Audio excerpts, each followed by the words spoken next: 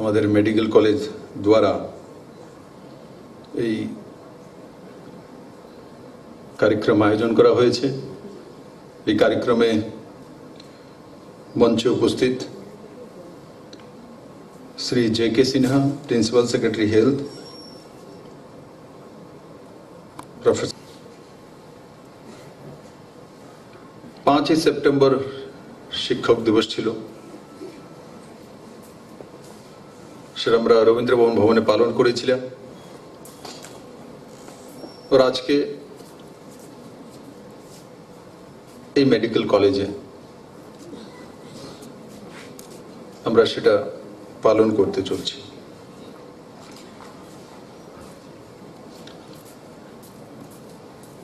বন্ধুরা, কিছুদিন আগে আমি আমার মন্ত্রিসভা রিশাফলিং করেছি।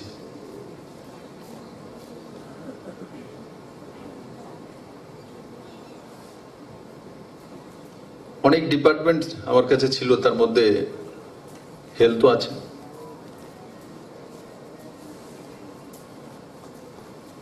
অনেকগুলো দপ্তর আমি বন্টন করেছি।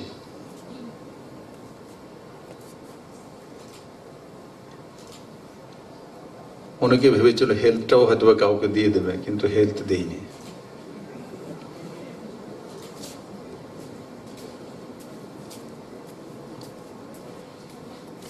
কোভিডের পরিস্থিতিতে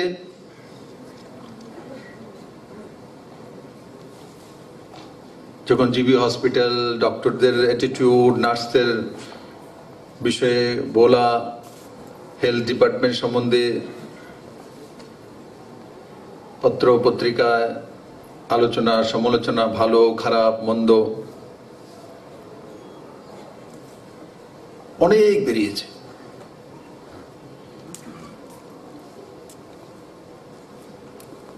তো অনেকে আমাকে বলতে, আমার শুভচিন্তক, হেলথ ডিপার্টমেন্টটা আপনার কাছে রাখা উচিত না, ডেলি কোন না কোন কিছু হয়, আপনার উপর উঙ্গলি উঠে।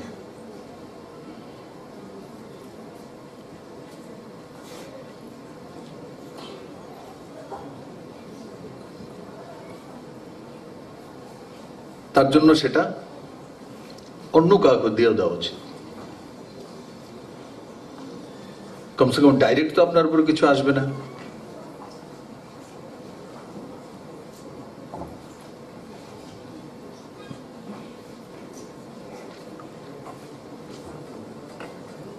কোভিড-1 মানে 19-1 যখন প্রথম যে ঢেউ এসছে,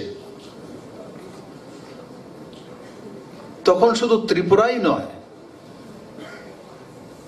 দুনিয়াতে সমস্ত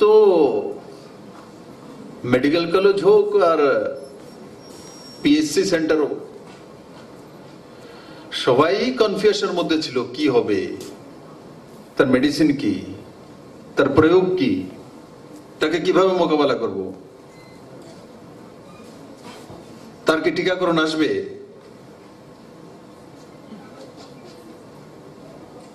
ত্রিপুরা তার বাইরে নয়।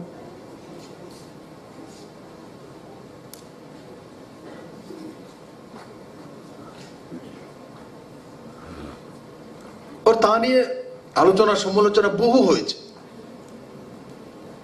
এক সময় এমন হতো ঘুমও হতো না আমার জিবি হসপিটালের জন্য। এটাই আমার সবচেয়ে বড় হসপিটাল। হয়তো অনেক সময় কোনো ডাইরেক্টরকে, সেক্রেটারিকে বা কোনো ডাক্তারকে আমি হয়তো একটু কড়া ভাষাও বলে দিয়েছি, আবার কোনো জায়গায় মিষ্টি ভাষাও বলি।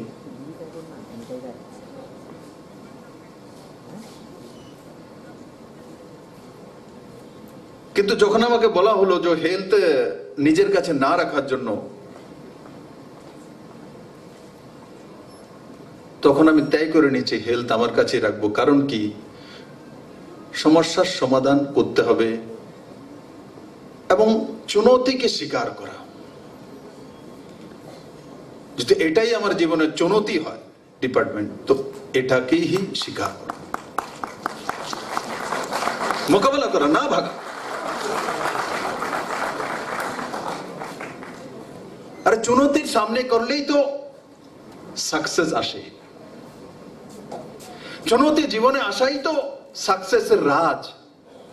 যার কাছে চুনৌতি নেই, তার স্বীকার করতে জানে না, তার জীবনে সাকসেস আসে না। যে কোনো জায়গায় सक्सेस चुनौती के कठिनाई और शिकार कर ले,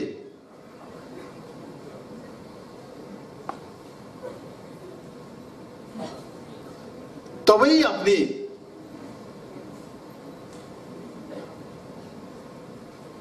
दुनियार सामने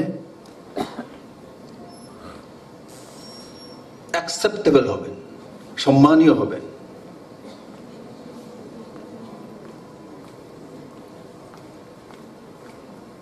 तीन फसला जमी भालो माटी आछे, तार मध्य धान करेছি, गम करेছি, তাতে আপনাকে কেউ সাকসেসফুল কৃষক বলবে না, সবাই বলবে এটা তো তিন ফসলা জমি, এটা সবাই জানে।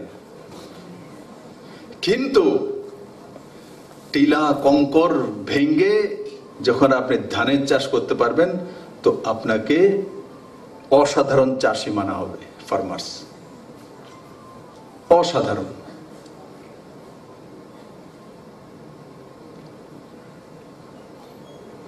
আর যত বেশি চুনৌতি আসে আর তত বেশি পারদর্শিতা নিজের মধ্যে বাড়ে। চুনৌতি তো শেখায়, রাস্তা বের করবে। কোনো কিছু হয়েছে তো ঝামেলা হয়েছে, তবেই তো রাস্তা বের করব, তবেই তো এক্সপিরিয়েন্স বাড়বে, তবেই তো অভিজ্ঞতা বাড়বে। আর আজ প্রমাণিত ত্রিপুরা রাজ্যে প্রত্যেকটি ডিপার্টমেন্টে আগের চাইতে অনেক অনেক গুণে ভালো চলছে।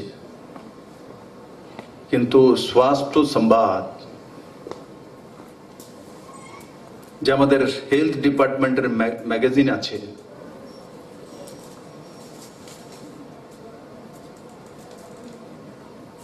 সে প্রমাণ করে এই কোভিডের পরিস্থিতির মধ্যে দিয়ে, বিপরীত পরিস্থিতির মধ্যে দিয়ে আমার আশাকর্মী থেকে নিয়ে মেডিকেল কলেজের প্রিন্সিপাল পর্যন্ত আর ডিপার্টমেন্টের ডি গ্রুপের যে কর্মচারীদের তাকে নিয়ে সেক্রেটারি পর্যন্ত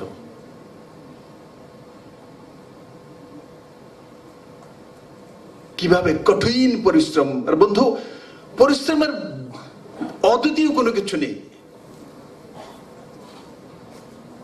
हर জায়গাতে সাকসেসের মূল মাপকাঠি হচ্ছে মেহনত। মেহনত যত বেশি পরিশ্রম করবেন, আপনি তত বেশি সাকসেস হবেন।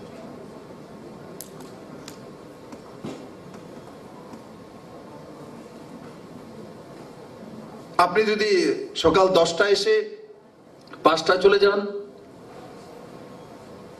কোন এমআরআই টেকনিশিয়ান বা ডক্টর যদি 20টা এমআরআই করতে পারে,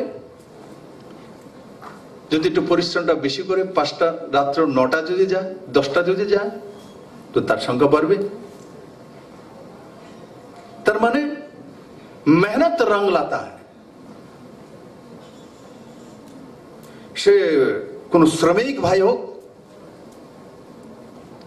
আর সে কোন রিসার্চ করা ব্যক্তি হোক, প্রত্যেক জায়গাতেই মেহনত, এর বাইরে কোনো কিছু নেই।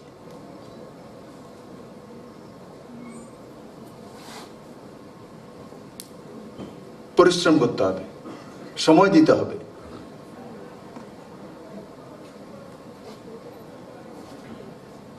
আজকে পুরো ভারতবর্ষের মধ্যে সবচেয়ে বেশি প্রথম ডোজে ভ্যাকসিনেটেড হয়েছে, যতটা আমার কাছে ডেটা রয়েছে 94% কাছাকাছি ত্রিপুরায়।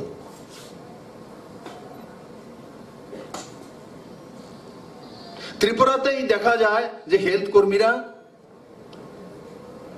পাহাড়ের মধ্যে, জঙ্গলের মধ্যে কোন একটা নালা বা নদীকে, যার মধ্যে গতি আছে, স্রোত আছে, ভ্যাকসিনেশনের সেই বক্সটা নিয়ে নদী পার হয়ে যাচ্ছে। হাঁটু জলে নয়, গলা জলে। অনেকে আছে হাঁটু জলে নেমে ফটো খিঁচে দেয়, ভ্যাকসিনেট করছি, জল দিয়ে যাচ্ছি, এমনও আসে। কিন্তু ত্রিপুরার হেলথ কর্মীরা গলা জেলে নেমে মানুষের প্রাণ বাঁচিয়েছে। যখন এই ত্রিপুরা রাজ্যে মাস্ক ঠিকভাবে তার নাম জানতো না, ডাক্তার নার্স এর বাইরে অন্যরা মাস্কের বিষয়ে আইডিয়াই নেই। আর আজকে আমাকে কোনো জায়গাতে পিপিই কিট সম্বন্ধেও জিজ্ঞাসা করে না। না হলে আগে প্রেস থেকে বেরোনোর সময় সাংবাদিকরা, আপনার পিপিই কিট এই হয়ে গেছে স্যার, বলেন তো দেখি। এখন আর আমাকে কেউ জিজ্ঞাসা করে না কতটা পিপিই কিট আছে, কতটা স্যানিটাইজার আছে, কতটা ভেন্টিলেটর আছে, কতটা আইসিইউ বেড আছে, কতটা অক্সিজেন বেড আছে, কতটা অক্সিমিটার আছে, কতগুলো জীবন রক্ষক মেডিসিন কতটা আছে, রেমডেসিভির কতটা আছে, কেউ জিজ্ঞাসা করে না। আগে আমার মাঝখানে এমন হয়ে গেছিল, যেমন সকালের টিফিন একটা, বিকালের টিফিনে একটা, এইদিকে জিজ্ঞাসা করে, এটাই ছিল। কিন্তু আজকে জিজ্ঞাসা তার জন্য করে না, কারণ কি আমার ডাক্তাররা, আমার নার্সরা, আমার আশাকর্মীরা, আমার ডাইরেক্টররা, আমার হেলথ সেক্রেটারিরা তা প্রমাণিত করে দিয়েছে, আর জিজ্ঞাসা করার দরকার নেই। আর আজকে আমি খুশি হয়েছি যে পুরস্কার দেওয়ার সময় কোভিড হসপিটালও পেয়েছে, কোভিড ডিপার্টমেন্ট পেয়েছে, আর পরিষ্কার স্যানিটাইজেশনের জন্য, নিট অ্যান্ড ক্লিনের জন্য কোভিড সেকশনে পেয়েছে। আমরা অনেক ভিডিও দেখেছি, এখানে এটা ফেলে রেখেছে, ওটা ওখানে করছে না, এখানে দিচ্ছে না, কত ক্লেম শুনেছি। বাইরে থেকে উঠিয়েও দেখিয়ে দিত এটা জিবি হসপিটালের। নিজের হসপিটালকে বদনাম করছে, নিজের রাজ্যকে বদনাম করছে। কেন? রাজনীতি করার জন্য। এটা করলে বিপ্লবদের পেরেশান হয়ে যাবে, বিপ্লবদের বদনাম হইব, তো তেনে যাইবগা। যাওয়ানোর লিগে আইসি না, ऐसे नहीं जाता।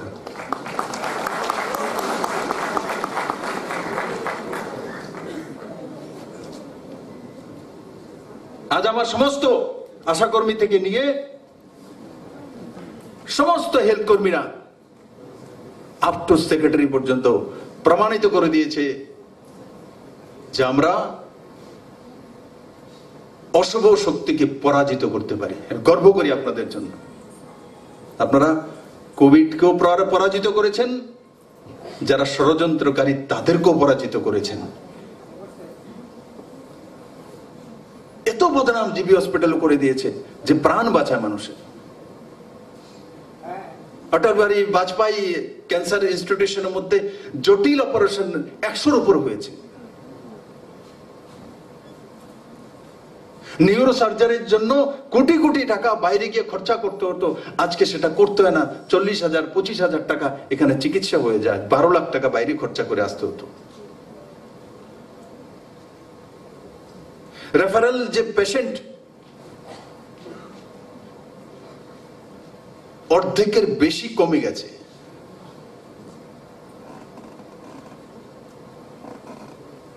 আমি কোনো প্রাইভেট হসপিটালের বিরোধী নয়, কিন্তু যখনই আমার কোনো কিছু হয়েছে তো টেস্ট করাও কুছবি করো, আমি জিবি হসপিটাল আসি, আমি কোনো প্রাইভেট হসপিটালে যাইনি।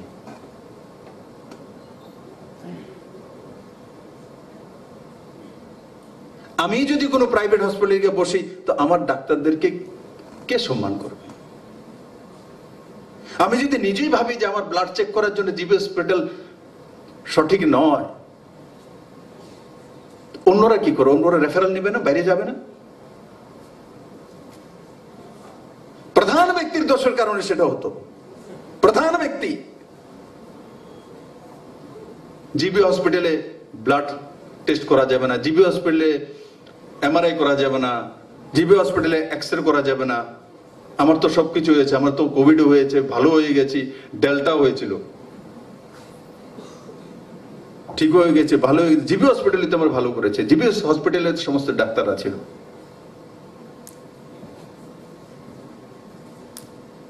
যেটা আমি আগে গেলাম এত তাড়াতাড়ি যাবেন না, জিবি চাইলেও বিদায় করতে হতো না, क्योंकि मेरे अंदर वो जो शक्ति है, मानसिक शक्ति, वो सबसे बड़ी शक्ति।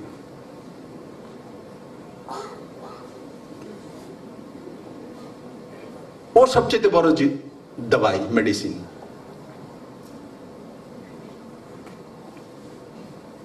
আপনি ত্যাগ করে নিন যে আপনার কিচ্ছু হবে না, কিচ্ছু হবে না। আপনি যদি ত্যাগ করেছেন রাত্র 12টার সময় যেমন বাস গেছে ঝাড়া নিচে দিয়া ভূত ধরবো, ঠিক ধরবো, ঠিক ধরবো, সেই না? যদি চিন্তা করে যাই রাত্র 12টা বেজে গেছে গা, আর বাস গাছের নিচে গেলে এমনি সবটি বাসে কর সাউন্ড হয়, তো বাস আগে মন্ত্রণা করে এসি এই জায়গাতে আইলে ভূতে বাসলারা দেয় ধরবো, ঠিক ধরবো। বাড়িতে উল্টার সাথে কথা কইতেছে, কি হয়েছে? তো ডাক্তার একবার হিস্টোরি হয়ে গেছে, আর ঝাড়ফুঁক জানে কেউ ভূত ধরছে।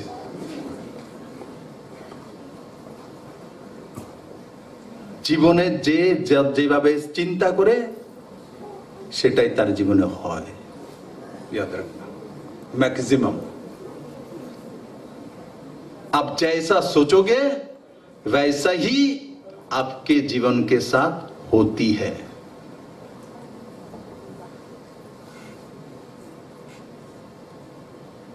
আপনি জীবনে পজিটিভ চিন্তা করবেন তো সবকিছু আপনার কাছে পজিটিভ হয়ে উঠবে।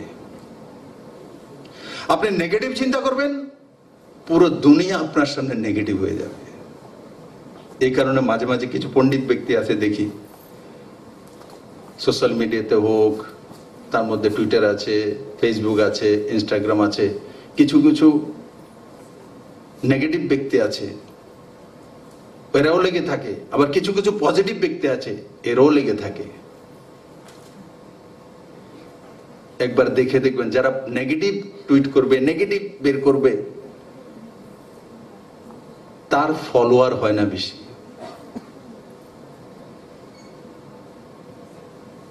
তাকে পছন্দ করে না, দেখার জন্য যাবে কি কি লাগছে নেগেটিভ, তো আন্দারে আন্দার হেরে পছন্দ করে না। পজিটিভ ব্যক্তি, পজিটিভ টুইট, পজিটিভ ভার্সন, তার ফলোয়ার হয়। যেমন Narendra Modi, every tweet positive, every tweet. তো সবচেয়ে বেশি ফলোয়ার নরেন্দ্র মোদীর। কিন্তু যারা নেগেটিভ টুইট করে, উল্টা সিধা, ভারতবর্ষে এটা কমি, ভারতবর্ষে এটা নেই, এটা জিবি হসপিটালে এটা কমে গেছে, অক্সিজেনের ট্যাম্পার নাই, ওই নেই, এই কয়েকদিনের জন্য মানুষ দেখবে, তারপরে ধু সারাক্ষণ অন্ধকারে থাকে, ক্ষমা দেয়। তো জীবনে সাকসেস হওয়ার, বিশেষ করে টিচারদেরকে বলবো যে গুরু আর শিক্ষক, তার মধ্যে রিলেশন এক তো কনফিডেন্ট লেভেল, दूसरा पॉजिटिविटी। आपके सक्सेस দেবেই দেবে। আমাকে অনেক সময় এখানে অরুণ চন্দ্র বাবু আছে, মাঝে মাঝে বলে, আমরা চিন্তা হয় না, চিন্তা করে কি করুন, মোকাবেলা করুন। চিন্তা হয়, চিন্তা করে যদি বসে থাকি তো সরকার চলবে না, उसको মোকাবেলা করো।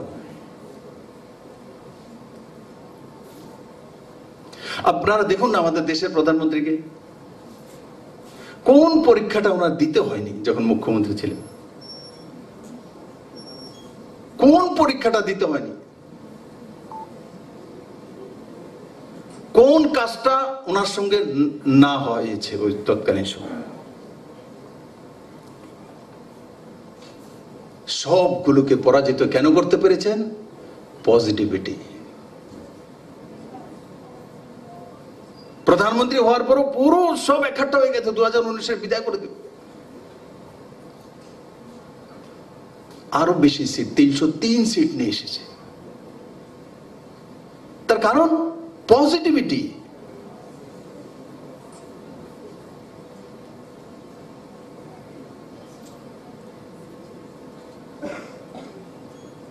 তার কারণ ডাইরেক্ট বেনিফিট দেওয়ার স্কিম।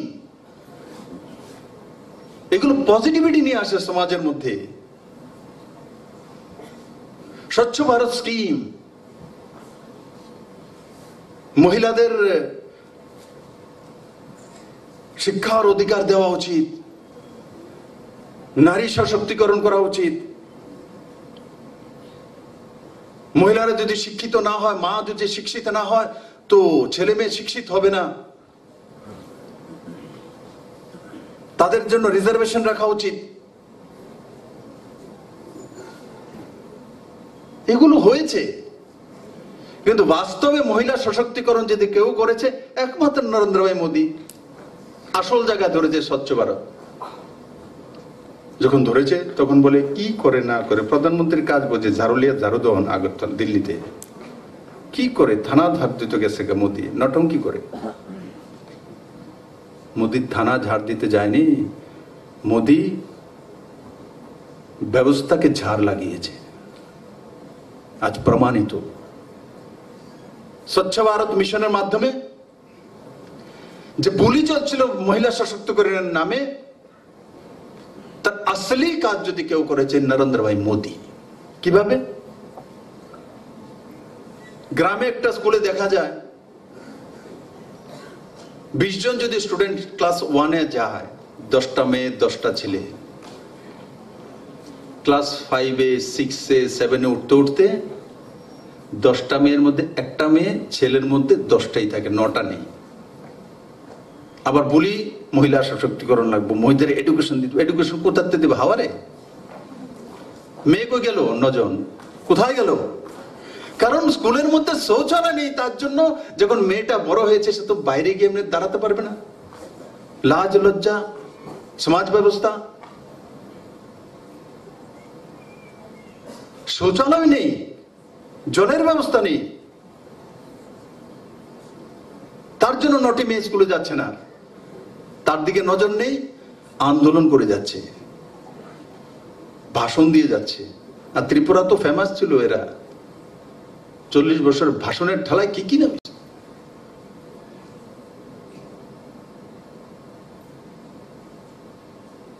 এখন গিয়ে সমস্ত স্কুলগুলোর মধ্যে গভর্নমেন্ট অফ ইন্ডিয়া এবং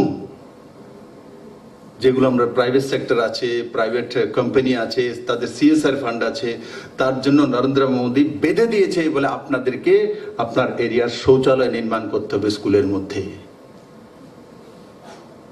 বাইরে শৌচ করা চলবে না। ওডিএফ করতে হবে, রাজ্য সরকারকে বাউন্ড করছে। 1947 দেশ স্বাধীন হয়েছে, এখনো বাইরে যাবে শৌচ করার জন্য। কম্পিউটার এসে গেছে, ইন্টারনেট এসে গেছে।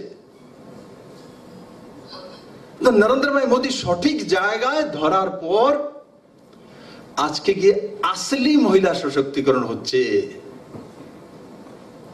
যে মহিলারাও বরাবরই 20টা যদি স্টুডেন্টের অ্যাডমিশন হয়, তার মধ্যে যদি 10টা মেয়ে থাকে, তো 10টা মেয়েই একসঙ্গে ছেলেদের সঙ্গে পাল্লা দিয়ে 6, 7, 8, 9, 10 পর্যন্ত যাবে।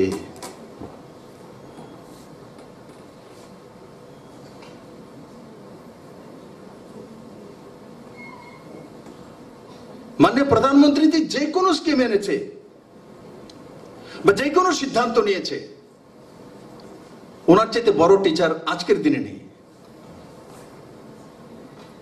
উনি ভোট ব্যাংক পলিটিক্স পর্যন্ত করেননি। কেউ 3 তালাকের মধ্যে হাত দিচ্ছে না, মুসলিম ভোট চলে যাবে। মোদি দিয়ে দিয়েছে বলে মহিলাদের সঙ্গে সেটা করা যাবে না। কাশ্মীরে 370, আর্টিকেল 31, সেখানে এসসি এসটি রিজার্ভেশন নেই, ওবিসি নেই। কোন মহিলা যদি জম্মু কাশ্মীরের বাইরে কাউকে বিবাহ করে তো সম্পত্তি থেকে তাকে বঞ্চিত করে দেবে। মানে মানবাধিকার নেই, মৌলিক অধিকার নেই। এক দেশ কেউ হাত দেয় না, আগুন লেগে যাবে লাগে ধরলে।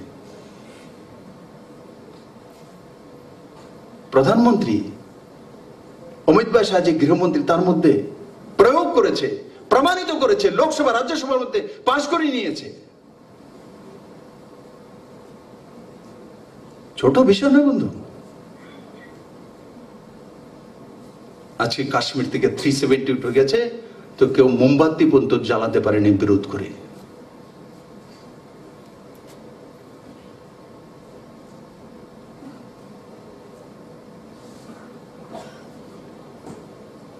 সবকা সাথ সবকা বিকাশ ভুলই নয়, প্রমাণিত।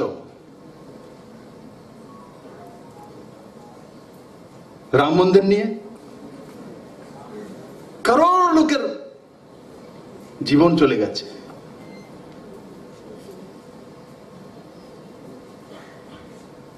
সুপ্রিম কোর্টের আদেশ মূলে তারও সমাধান হয়ে গেছে, তারও সমাধান হয়ে গেছে।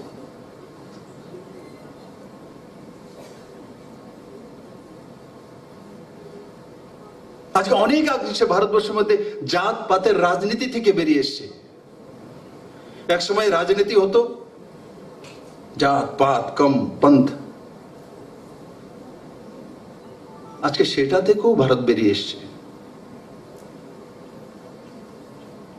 আমরা আগে ভাবতাম যারা আমরা ডাক্তার, ইঞ্জিনিয়ার, আমরা প্রফেশনালিস্ট, আমি ওকিল, আমরা বেরোলে হয়ে যাবে, আমরা বনেদি স্কুলে পড়লে হয়ে যাবে। এমন নয়, এমন অনেক হয়েছে যে আমরা ডেভেলপড হলে হবে, আমাদের কাছে পয়সা আছে, আমাদের কাছে সোর্সেস আছে, কিন্তু দেশ বিভাজন যখন হয়েছে তো আমাদের এত পয়সা টাকা কড়ি থাকার পরেও আমরা রিফিউজি হয়ে এখানে আসতে হয়েছে।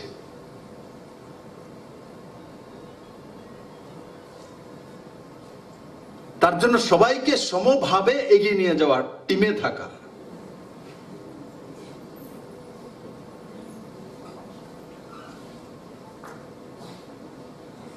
আমরা পড়াশোনা করছি, আমাদের এখানে প্রফেসর আছে, আমরা এমবিবিএস করছি, এমডি করছি, আমাদের সঙ্গে আমার সাফাই কর্মীদেরও দরকার আছে। আজকে আমার ভালো লেগেছে যে সাফাই কর্মীদের জন্য পুরস্কার এখানে দেওয়া হয়েছে, নিট অ্যান্ড ক্লিনের জন্য পুরস্কার দেওয়া হয়েছে।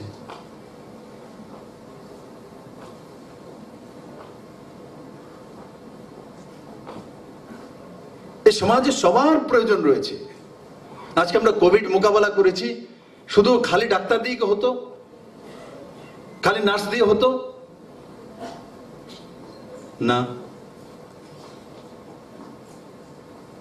সেই স্যাম্পল টেস্ট করার জন্য মজুমদারকে এবং তার টিমকে পুরস্কৃত করা হয়েছে মাইক্রোবায়োলজি।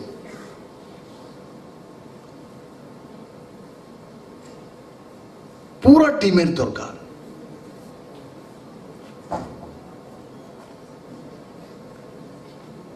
আর আজকে ত্রিপুরার হেলথ ব্যবস্থা সেটা প্রমাণিত করেছে।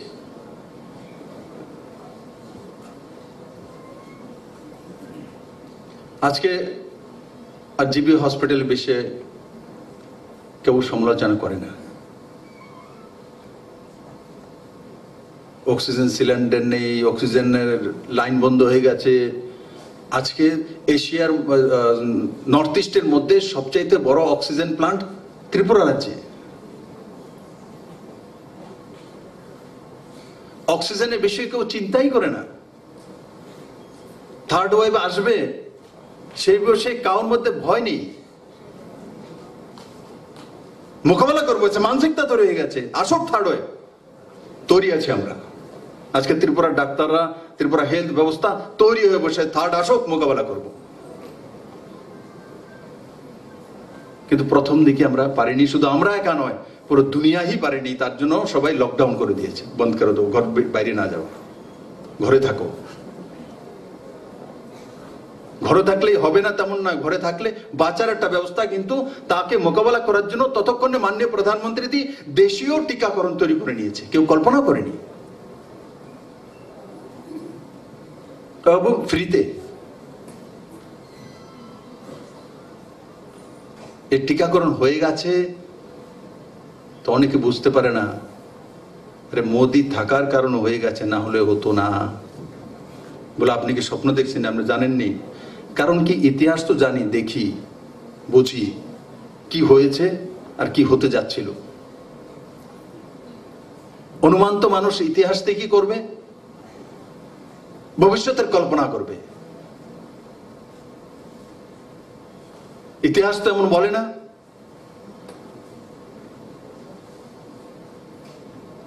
তো তার জন্য বলতে পারি নরেন্দ্র ভাই মোদী থাকার কারণেই সেটা সম্ভব হয়েছে।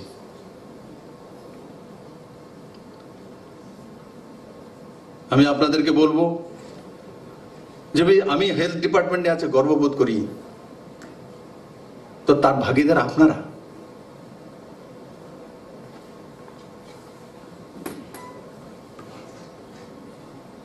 আপনাদের কারণে হয়েছে, আপনাদের কঠিন পরিশ্রমের কারণে হয়েছে। আর যারা কাজ করে তারাই ভুল করে, মনে রাখবেন। যারা কাজ করে না তারা ভুল করে না।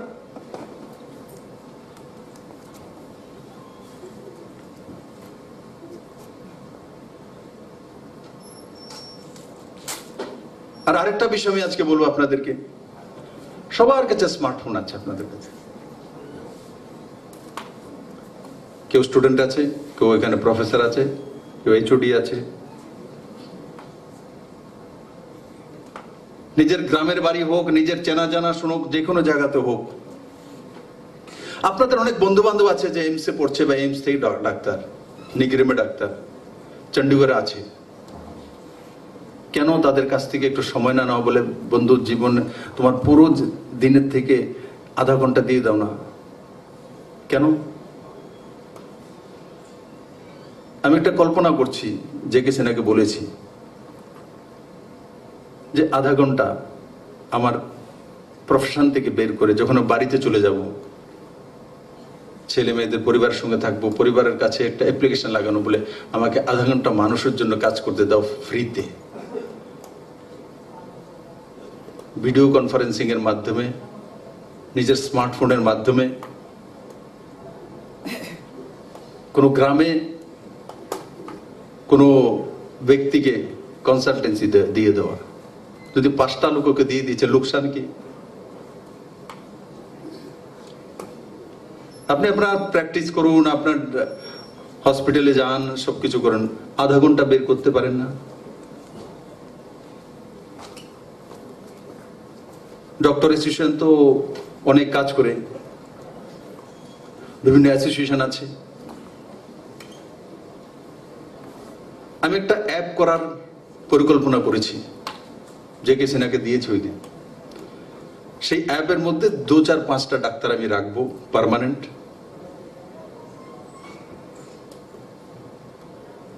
এটা পরে আমি লঞ্চ করব। এবং বাকি যারা রয়েছে, অনেক ত্রিপুরার ছেলে মেয়ে আছে, ডাক্তার আছে, লন্ডনে আছে, আমার সঙ্গে কথাও বলেছে যখন এই কোভিড পরিস্থিতির সময়। কানাডায় আছে, জার্মানিতে আছে, 12 ডাক্তার। ওই অ্যাপ করার পর 4-5 জনকে বসিয়ে দেবো পার্মানেন্ট ভাবে, যে 24 ঘন্টার মধ্যে কেউ না কোনো ডাক্তার সেটা থাকবে, তার জন্য তো সে পেমেন্ট পাবে। বাকি যারা রয়েছে তাদেরকে জোরে দেওয়া, দিনে আধা ঘন্টা, 10 মিনিট, 15 মিনিট সময় দিন না।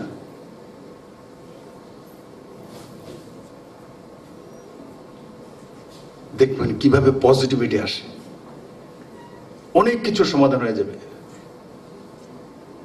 অনেক আছে গ্রামে কোনো ডাক্তার সিমটম হয়তো বুঝতে পারছে না, জিবি হসপিটালে এইচওডি জানে, তার প্রেসক্রিপশন দেখে, তাকে দেখে মোবাইল দিয়ে বলে দেবে যে এই উপসর্গ, এটা করেন, অনেক কিছুর সমাধান হয়ে যাবে। আমি আগে এটা তৈরি করে নিই। আজকে অলরেডি আমি আপিল করে দিয়েছি, আপনারা তৈরি হন। আপনাদের কাছ থেকে এই সময়টা আমি চাইব, যে নিজের পারিবারিক জীবন থেকে আধা ঘন্টা বের করে সার্বজনীন সাধারণ মানুষের জন্য দিয়ে দেবো কনসালটেন্সি। আমি বলি না যে পরবর্তী সময় ওখান থেকে আপনি ক্যারি করে আনুন, তারপর ওনার খরচা দেন, না। কমসে কম ভিডিও কনফারেন্সিং এর মাধ্যমে সেই পেশেন্টের প্রাথমিক যে উপসর্গগুলো, সেই সিমটমগুলো দেখে তার প্রাথমিক চিকিৎসার সুবন্দোবস্ত করার অ্যাডভাইস দেওয়া। আমি বলছি না আপনাকে মেডিসিন কিনে দেওয়ার জন্য,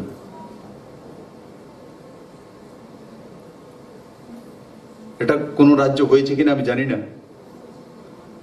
এটা আমি করতে চাইছি। তাতে আপনাদের সবার সহযোগিতা, যে মঞ্চে যারা আছে তাদেরও চাই, ও যারা সামনে বসে আছে, যারা আসেনি তাদের কাছ থেকেও চাই।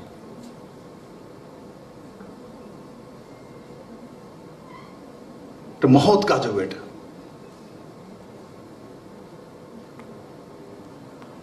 কোভিড আমাদেরকে অনেক কিছু শিখিয়েও গেছে।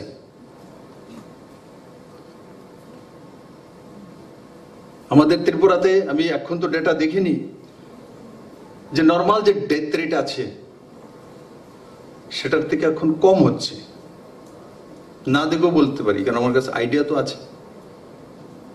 তার কারণ কোভিডের কারণে সোশ্যাল ডিস্টেন্সিং মেনটেন করা, নিট এন্ড ক্লিন থাকা, মাস্ক লাগিয়ে রাখা।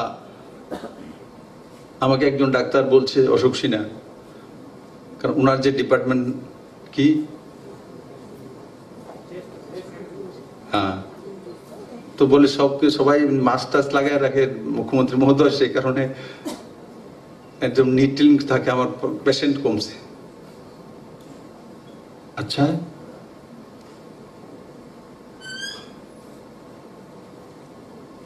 তার সঙ্গে সঙ্গে যারা বয়োজ্যেষ্ঠ, এবার 50-60 এজ, একসময় ঘরের কোণে রেখে দিত, কিন্তু এখন কি হয়, মার্কেটে গেলে মানুষ জিজ্ঞাসা করে তোমার মা বাবা কেমন আছে রে ভাই। আগে কেউ জিজ্ঞাসা করতো না, এখন কেন কোভিডের কারণে জিজ্ঞাসা করে ছেলেকে মেয়েকে, তোমার মা বাবা কেমন আছে। শুনেছি উনার তো বয়স্ক হয়েছে, বয়স কত, বলে 65। কোথায় আছে, যদি অন্য কারোর কাছে থাকে তো চুলকায়। রে ভাই কই আছে, ভালো আছে তো, ওষুধপত্র দাও তো, খেয়াল রাখো কোভিড। মানুষের কাছ থেকে শুনতে হয়, টানা শুনতে হয়, জিজ্ঞাসা করে বাজারে রাস্তাঘাটে হাঁটে। তার জন্য যারা বয়োজ্যেষ্ঠ আছেন তাদের প্রতি যে কেয়ার করা, সেটার সংখ্যা বড় মাত্রা বেড়ে গেছে, বড় মাত্রা বেড়েছে। এটা একটা লাভ হয়েছে।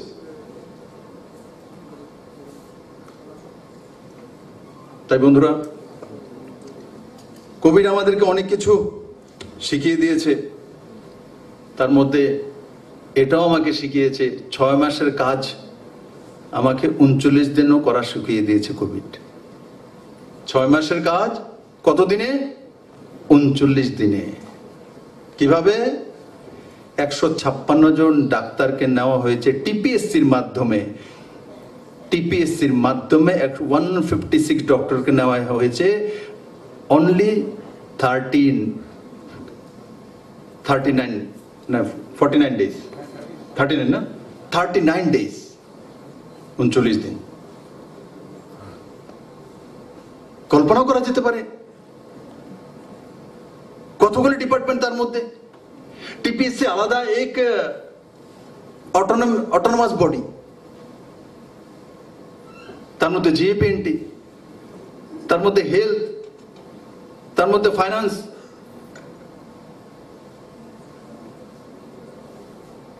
তার মধ্যে ল। এতগুলো ডিপার্টমেন্ট থাকার পরেও সেটা 39 দিনে হয়ে গেছে। এটাও তো কোভিড শিখিয়েছে।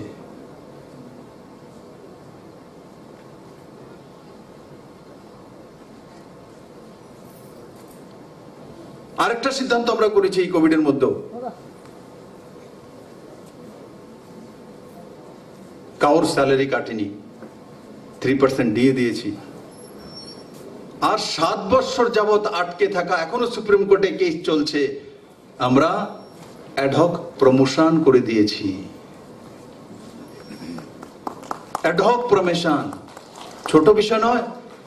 তার আগেও সরকার ছিল, বাহানা করে চলে যেত, সুপ্রিম কোর্টে চলছে, আমরা কিছু করতে পারতাম না। এসসিদের এক কথা বলে, এসটিদের আরেক কথা বলে, জেনারেলকে আরেক কথা বলে। জেনারেলকে খেপে দেয়, তোমারটা নিয়ে যেতে গেছে, এসসিকে তোমার এটা নিয়ে যেতে আছে।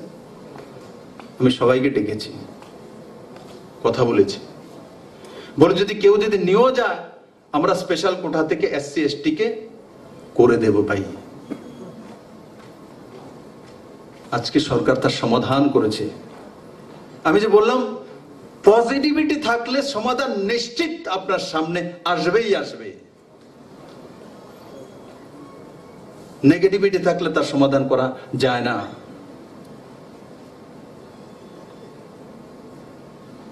যে কাজ অত কঠিন কাজ হবেই না, এই ব্রহ্মাণ্ডে আর হবে না, কিন্তু করে দিয়েছি আমরা।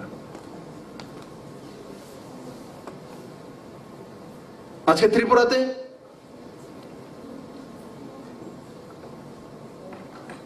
প্রায় 4900-এর কাছাকাছি এই কোভিডের মধ্যেই রিটেন টেস্ট হয়েছে, তাও গ্রুপ ডি গ্রুপ সিতে কি হয়েছে, ওএমআর শিটে। ট্রান্সপারেন্সি। শুধু ডাক্তারকে দিয়ে চলবে না, ক্লার্কও লাগবে, ডি গ্রুপের আমার কর্মচারী লাগবে। এই সরকার সেই কাজও করেছে।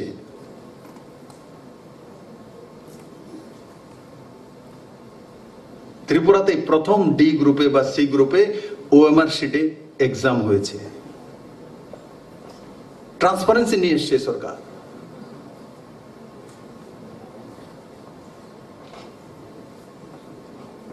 তাই বন্ধুরা, গুরু শিষ্যের মধ্যে সৌহার্দ্যপূর্ণ মানসিকতা আর জীবনে প্রাপ্তির জন্য পজিটিভিটির সঙ্গে এগিয়ে চলা,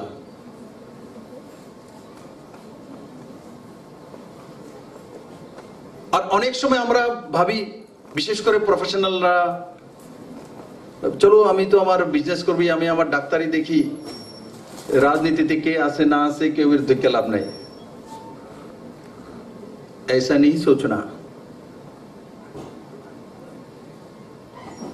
सही राजपाट वाला व्यक्ति যদি না থাকে তাহলে আর 39 দিনে 156 জন ডাক্তার হবে না,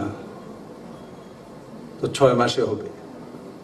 তো সেখানে সেই জায়গা তো আমাদের কনসার্ন থাকতে পারে। আমি রাজনীতিতে না যেতে পারি, যাব না, ঠিক আছে, আমি নিজেকে প্রতিষ্ঠিত করব অ্যাজ এ ডক্টর, আমি একটা ইনস্টিটিউশন হব, কিন্তু সেই ইনস্টিটিউশন সঠিক চলার জন্য রাজনীতিতে সঠিক ব্যক্তি আছে কিনা সে যদি না থাকে আপনার সমস্ত পরিশ্রম গেল। এখন দেখেন না, তালিবানের সরকার হয়েছে, যাদেরকে খুঁজছিল ডাকু সব মন্ত্রী। এখানেও ডাক্তার আছে, কিন্তু ওইখানেও কিন্তু সায়েন্টিস্ট আছে। এখন ওই সায়েন্টিস্টে ধরে কে বলে, এই অ্যাটমটা কোনখানে বানাইতে ক। তো এই কারণে রাজসত্তার মধ্যে খেয়াল রাখতে হয় সঠিক ব্যক্তি যাতে থাকে, তবেই আপনার ডাক্তারি চলবে সঠিক। পুলিশওয়ালার থানা সঠিক চলবে, সবজিওয়ালার দোকান সঠিক চলবে। তার জন্য রাজনীতিতে আমি যাব না, সেটা আলাদা বিষয়, কিন্তু রাজনীতির প্রতি কনসার্ন থাকা সেটা প্রথম বিষয় হওয়া উচিত প্রত্যেক ব্যক্তির।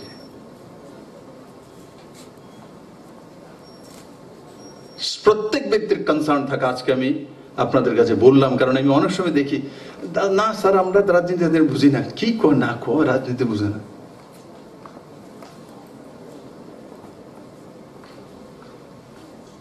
তাকে নজর রাখতে হবে। তার মধ্যে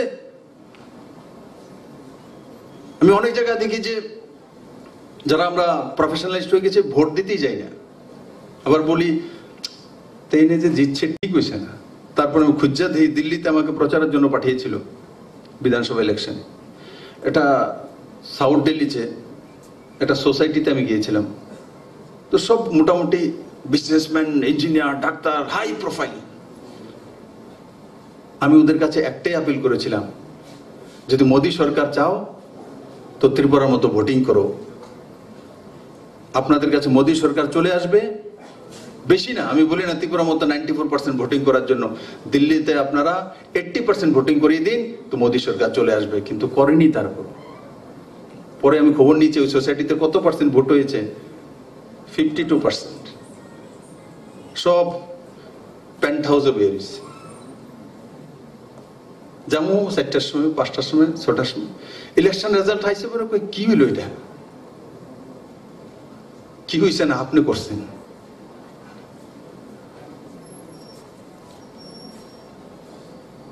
এদেশের কায়াকল্প পুরো চেঞ্জ হয়ে যাবে যখন যারা প্রফেশনালিস্ট, যারা 100% ভোটিং করবে, যে যেখানে আছে সেখান থেকে দৌড়ে এসে ভোটিং করবে যে আমার ভোট দিতে হবে, আমি যেখানেই আছি, বাকি কাজ করবো না, আজকে আমি আমার ভোটাধিকার প্রয়োগ করব। সমাজের জাগৃত মানুষ যদি ভোটিং না করে তাহলে ব্যবস্থা কিভাবে জাগৃত হবে?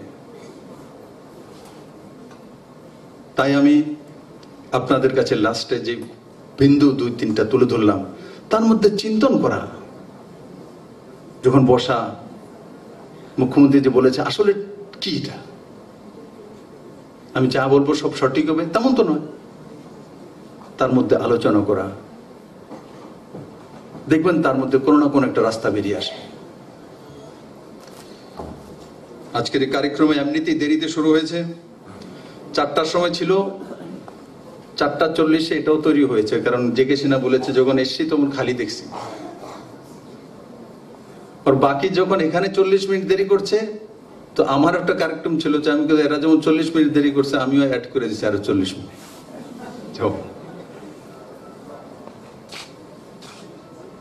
তো 6টার সময় এসে পৌঁছে, 6টা না 6 বাজে, 4টার কার্যক্রম 6টা হয়েছে। লম্বা সময় যাবত যারা প্রথমে এসছে স্বাভাবিকভাবে 4টা, আর আজকে যারা পুরস্কৃত হয়েছে যে যে ডিপার্টমেন্ট এবং ব্যক্তিগতভাবেও আমি তাদেরকে শুভেচ্ছা জানাই। আর এমনি তো আজকে ভালো দিন, গণেশ চতুর্থী, হ্যাঁ না? গণেশ পজিটিভিটি, ধনের দেবতা, সবকিছু, বিদ্যার দেবতা, সবকিছু। তো এমন একটা দিনে আমরা 5 তারিখ করতে পারিনি, কিন্তু এমন একটা দিনে করেছি, কে কিন্তু ইচ্ছা করে 10 তারিখ করেছে তেমন নয়, 8 তারিখ ছিল। আমি দিল্লি চলে গেছি, দিল্লি থেকে বৈষ্ণোদেবী দর্শনের জন্য মার কাছে গিয়েছি। তাই আমি বলছি 9 তারিখ তো আমি আসবো, তো করতে পারবো না, তো 10 তারিখ করে নিন। আমি কোনো পঞ্জিকা দেখিনি, তো বলে যে যখন সময় তার সঙ্গে থাকবে, পজিটিভিটি থাকবে, সবকিছু পজিটিভ হয়ে যায়। তার জন্য এই গণেশ চতুর্থীর দিনে আমরা এই কি দিবস, হ্যাঁ, টিচার্স, শিক্ষক দিবস পালন করছি শুভ দিনে। ওই দিনটাও শুভ দিন, কারণ রাধাকৃষ্ণের জন্মদিন है ना, उसका সর্বপল্লী রাধাকৃষ্ণ। আর আজকের দিনটাও শুভ দিন, আজকে গণেশ চতুর্দশী। আজ গণেশ চতুর্থী, যে দেবতার পুজো করা হয় সে গণেশজি। আর সবকিছুর মূলে শুরুয়াত ওনাকে দিয়ে করতে হয়। আমি আবারও এই মেডিকেল কলেজের সমস্ত আধিকারিকদেরকে এই 2টা বিষয়ের উপর আপনারা একটু চিন্তা করবেন। আমি আশা করি আপনাদেরও কল্যাণ হবে, সমাজেরও কল্যাণ হবে। সবাইকে অনেক অনেক ধন্যবাদ।